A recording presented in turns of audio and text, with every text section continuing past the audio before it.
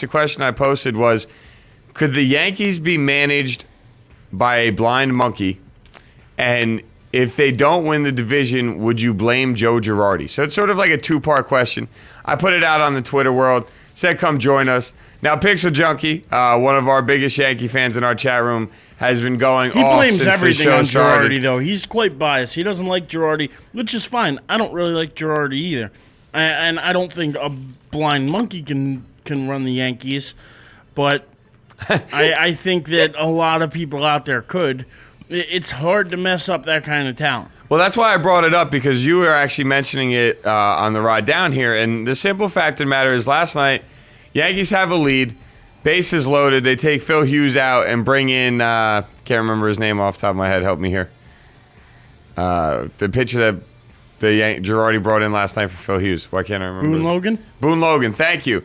And Boone Logan surrenders 4 runs in the bottom of the 7th, and the Yankees lose by 1 run. Now that's sort of It should be noted. Didn't Phil Hughes leave the bases loaded though? Yes, I guess you didn't hear me. I did say that, but okay. Any which way. I just heard you say he let up 4 runs, which is true, but it's a little easier to let up the 4 runs when somebody loads the bases up before you get in the game. That's for sure. What I want to say though is that some people are questioning whether he should have taken Hughes out or not taken Hughes out. But obviously, if you let the bases get loaded, don't you think your pitcher's sort of done for the night? It's the 7th inning. He's thrown whatever amount of pitches. Isn't it time to move on? And like I was reading through the article. Time to move on, I don't think Girardi made that bad of a decision, because he had 3. From what I've read, he had 3 left-handed batters up next, and he brought in the left-handed pitcher for the matchup. So I mean, if he was playing odds, then didn't he make the right decision? Don't you want a lefty versus a lefty? Listen, he made the right decision as far as when you try and go matchup for matchup. I'm not going to necessarily blame Girardi for bringing in Boone Logan. Boone Logan's just been overused this year. He's pitched more. I think he's made more relief appearances than any other pitcher in baseball. And you just can't throw that much. He's not that kind of guy. Yeah. They need to use him about half of what they've actually used him, but because of injuries and other things that went on, I mean, with Rivera going down, killed him.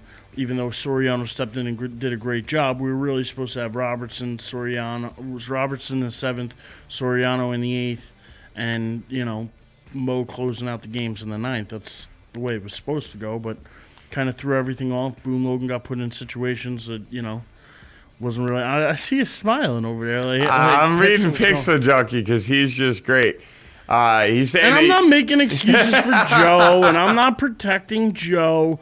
Do I put some of the blame on Joe? Absolutely, but it's also the guys on the field. You got to perform. Whether or not Joe used them too much, the guy still gets paid to play. Get out there and play. Hey, well, I mean, look, the manager can only make decisions. He's not the guy that has to go out there and actually execute the plays and the decisions that are being made. But when it comes down to it, you give managers credit when they lead their team to championships. You got to give them. You got to go at them when they make decisions that cost them a game. That's and the job. Pixel puts in Phil Hughes only had 99 pitches. You want to know what that 100th pitch would have been? It would have been a home run. How many NM has Phil Hughes given up this year because Girardi's left him in a little bit too long? I don't blame Girardi for pulling Hughes last night when he did. I would have pulled him too. I just don't know if I would have brought in Boone Logan. That's my only thing.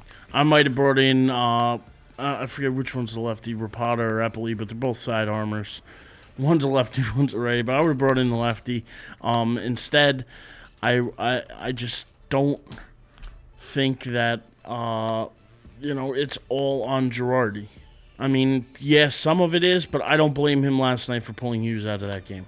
Sarah F. and Levy in there, one of our bigger Yankee fans that joins our show on a daily basis, actually agrees with you, Eric.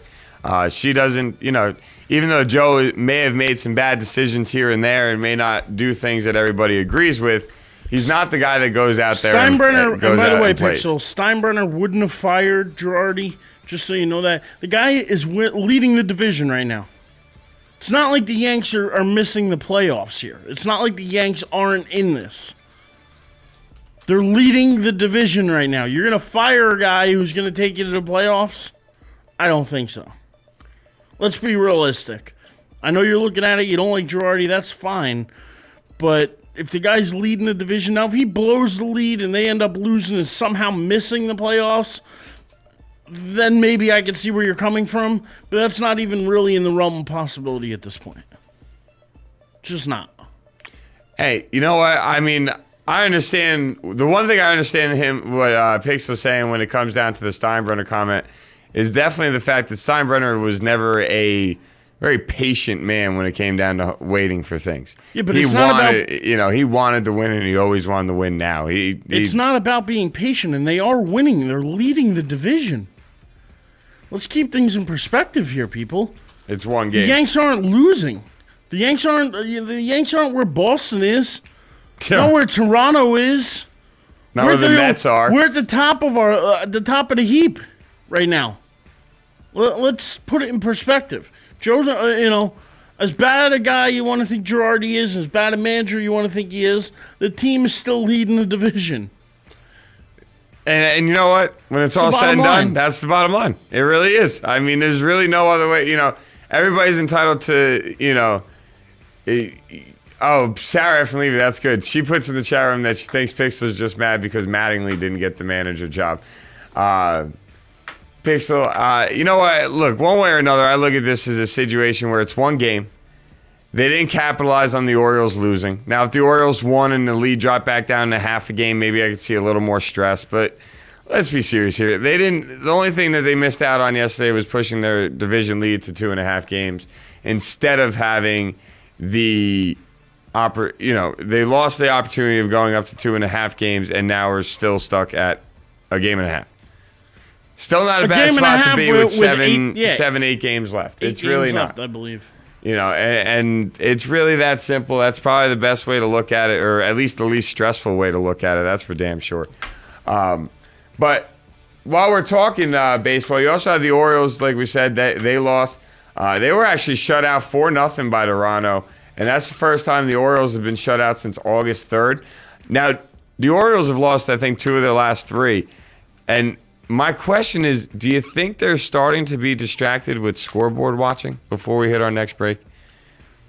Do you think the ladies and gentlemen in our chat room, I'd also love to hear your opinion if you want to call in. I don't know if our phone lines are working right now. According to our buddy Joey in the chat room, they're not. He tried calling in. But if you want, I'm going to give it a shot on break and see if it works as well.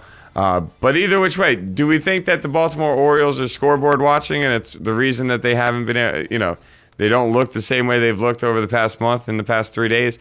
I don't know. I mean, me personally, I don't think so. These guys are professionals. They're more worried about their win or their loss than they are about the Yankees. Now, are they going to go check the scoreboard after their game?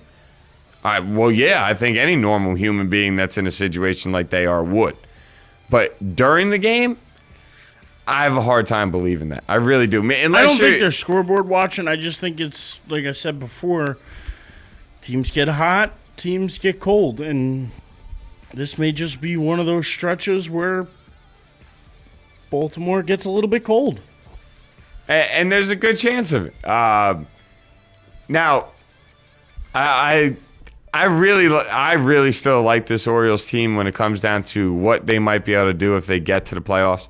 I think the type of mental toughness that they've showed in the one-run games and the extra inning games that they've played through this year is going to have them very prepared to have a decent playoff run.